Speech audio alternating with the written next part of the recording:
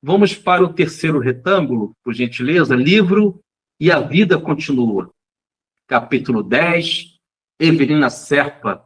É um livro muito interessante da série André Luiz, psicografado pelas mãos sagradas do nosso inesquecível Francisco Cândido Xavier, em que a Evelina, como sabemos pelo livro, existe o filme que tem o seu valor, mas pelo livro, o André Luiz narra um episódio muito interessante da Evelina.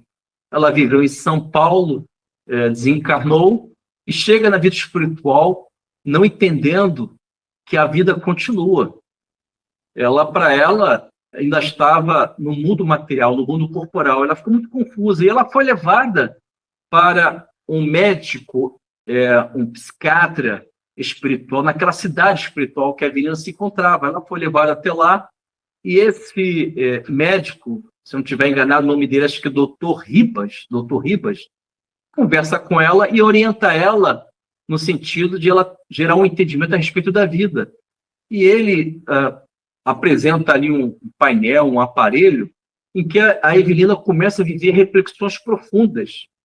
E o doutor explica para ela que ela, quando estava encarnada, isto é, estava na nossa dimensão, ela foi uma irmã católica, é um espírito de qualidade, só que a Evelina só teve a preocupação, como católica, de cultuar o mundo externo. Ela não teve preocupação de estudar a vida do Mestre Jesus e o seu Evangelho dentro do seu mundo íntimo. E ela só tinha a preocupação de observar as gravuras, o crucifixo na igreja. Nunca teve preocupação de estudar as parábolas, as passagens, os fatos relatados nos evangelhos ditos, mencionados da vida do Mestre Jesus. E a Evelina viveu esse vazio existencial. Chega na vida espiritual não entendendo nada, sem nenhum preparo, segundo o Dr. Ribas. E em um dado momento, meus amigos, eis aí o assunto, Evelina, o que fizeste de mim? Essa indagação nasceu da mente dela, das profundezas desse espírito, em que é Jesus conversando com ela. Ela começa a viver algumas reflexões, há uma indução positiva desse médico, desse doutor, nessa colônia espiritual, levando ela para algumas reflexões. Em dado momento, ela cai em si. De novo, o perfil psicológico do filho pródigo, do Evangelho do Senhor Jesus. Ela vive esse perfil psicológico maravilhoso do filho pródigo. Quando ele cai em si, ele volta para o pai. Ele lembra que tem um pai. E a Avelina viveu isso na vida espiritual. Ela cai em si. Ao cair em si, ela percebe que Jesus, no mundo mental dela, não foi estudado, não foi refletido. Ela não mergulhou nas sabedorias da Boa Nova. E ela viveu essa lacuna, esse vazio. Em um dado momento, ela ouviu, nas profundezas da consciência dela, isso na vida espiritual após morte. Ela ouviu o seguinte: Evelina, o que fizeste de mim? São palavras de Jesus no mundo mental de Evelina. Só que é interessante que André Luiz, ao apresentar na sua narração do capítulo 10 do livro E a Vida Continua, a Evelina, ela pode ser substituída, esse nome próprio, pelo nosso nome. Pelo nosso nome. Então, podemos colocar o nosso nome, em vez de falarmos Evelina, em plena encarnação. O que nós estamos fazendo, vivendo, refletindo a respeito de Jesus. Porque a Evelina precisou encarnar para que ela pudesse entender a beleza do cristianismo primitivo como um roteiro de vida que vai nos dar segurança. Porque em Cristo, a perda que eu imagino que eu tenha, na realidade eu estou ganhando. A escassez que eu estou vivenciando pode ser a prosperidade no sentido espiritual. Os ventos, as chuvas, as tempestades que podem atingir a minha vida, no primeiro olhar, sem o Cristo, gera um temor. Mas com Cristo, o vento tem uma função ele vai espalhar as sementes das árvores, das flores, das plantas, a fim de que possam tais sementes, com os ventos fortes, reproduzir o alimento que precisamos. As chuvas em Cristo vão irrigar e dar vida à terra erosão. Sem Cristo, a chuva vai me inquietar e vai molhar meu corpo. Então, tudo muda com Cristo. Mas a Evelina só entendeu isso após morte. Estamos em plena encarnação. Então, vamos fazer do Mestre o nosso orientador, aquele que vai nos ajudar a entender os nossos enigmas pessoais, os nossos dilemas pessoais. Jesus, ele vai nos ajudar a sairmos dos labirintos emocionais que criamos em vidas passadas. Labirintos estes que nós entramos e não conseguimos sair porque existem falsas portas criadas pelo nosso ego ainda infantilizados. Então, meu amigo, minhas amigas, precisamos estudar a vida de Jesus para que, ao chegarmos na vida espiritual, não tenhamos esta indagação que podem nascer das nossas profundezas, como a exemplo que ocorreu com a Evelina. Evelina, o que fizeste de mim?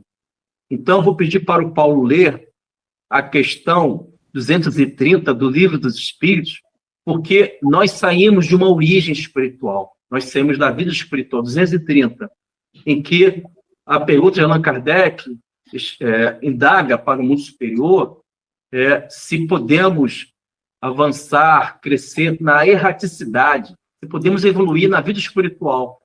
E a resposta é muito interessante, é que na vida encarnada, isto é, na vida carnal, é que nós colocamos em prática as ideias que nós adquirimos na vida espiritual. Então, nós temos um aprendizado na erraticidade, na vida espiritual.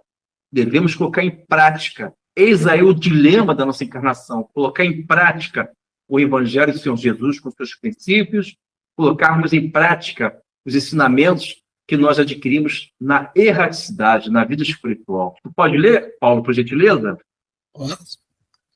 Questão 230, parte 2ª, capítulo 6, Vida Espírita. O espírito progride no estado errante, ou seja, desencarnado, né, Carmelo? Isso aí. Pode melhorar muito, sempre segundo a sua vontade e o seu desejo.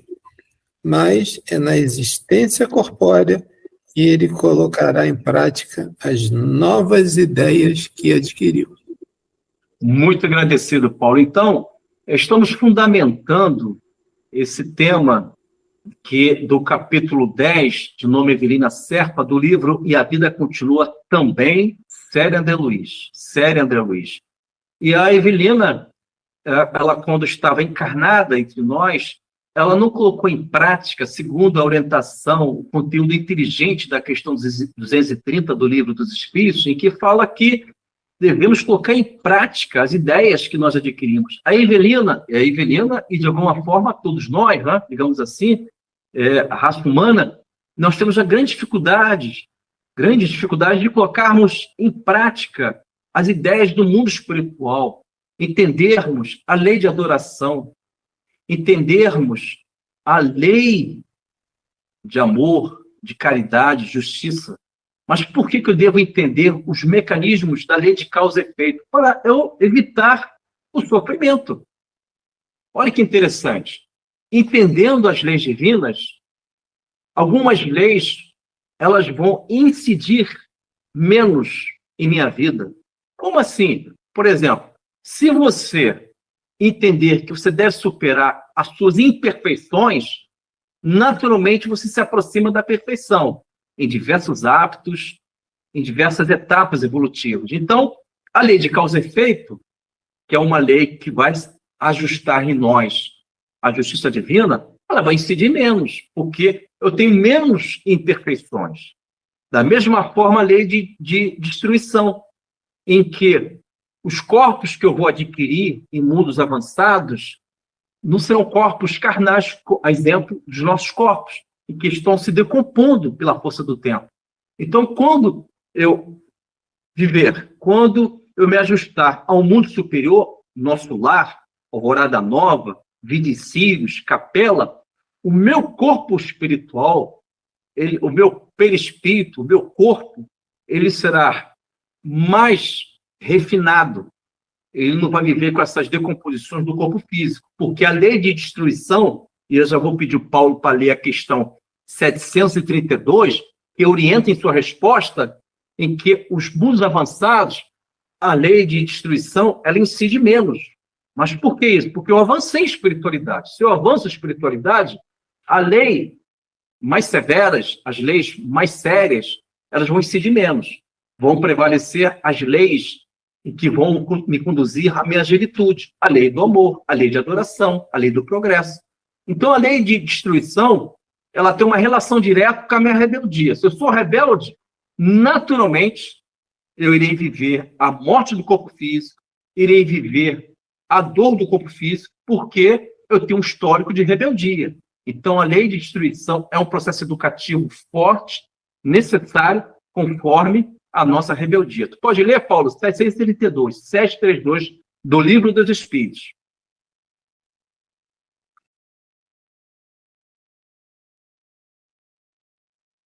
Paulo? Eu acho que o áudio do Paulo está... Abriu o microfone, desculpa. Ah, vamos lá. Parte terceira, capítulo 6, Lei de Destruição. 732. A necessidade da destruição é a mesma em todos os mundos? A resposta é proporcional ao estado mais ou menos material dos mundos. Contudo, ela cessa com o estado físico e moral mais depurado. Nos mundos mais avançados que o nosso, que o vosso, né, que a Terra, as condições de existência são bem diferentes. Muito agradecido, Paulo. Então, a Evelina, ela certamente, ao chegar na vida espiritual, ela não entendeu as leis divinas. Ela não entendeu a lei de destruição, a lei de adoração. A lei de adoração tem uma importância em nossa vida, segundo o Livro dos Espíritos, tem uma questão 660, item A, que fala a respeito da oração. Então, a Evelina, ela, em vez de fazer um movimento para dentro, que Cristo, ele é fecundado, ele é edificado dentro da gente, em nosso psiquismo. A Evelina, como todos nós, só cultuamos a uma adoração externa, a um culto externo de Jesus.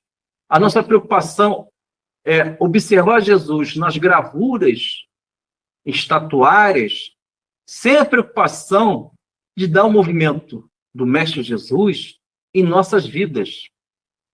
E Jesus tem uma parábola que Jesus fala que o reino de Deus, o reino dos céus, é semelhante a um homem semeador que lança a semente de trigo no chão.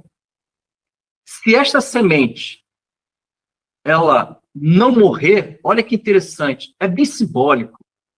Segundo Jesus, o semeador, o homem, ao lançar, isto é, ao nascer na terra, aí estamos interpretando, mas ao lançar a semente de trigo, se esta semente não morrer, isto é, se eu não morrer para o meu passado, para os meus arrastamentos, para a minha mente, que ainda se identifica com a miragem do ego infantilizado, eu não irei nascer. Porque o germe do trigo, a semente do trigo, para que ela possa nascer, ela tem que morrer. Uma vez ela morrendo, está lá nas Escrituras, ela dá frutos, ela produz frutos. Então, eu devo morrer para a minha infantilidade, para as minhas imperfeições, para que eu possa gerar o fruto da minha angelitude, para que eu possa avançar, prevalecer a minha natureza espiritual e a minha natureza corporal tem um valor, secundário, acessório, mas jamais a minha natureza corporal deve prevalecer sobre a natureza espiritual, porque essa inversão é perigosa, porque eu vou me identificar com as paixões, com o mundo transitório, e aí eu vou escolher a porta larga, e esta porta larga vai me conduzir à ilusão que a Evelina viveu no mundo espiritual, isto é, ela não viveu o mestre no íntimo, somente na aparência.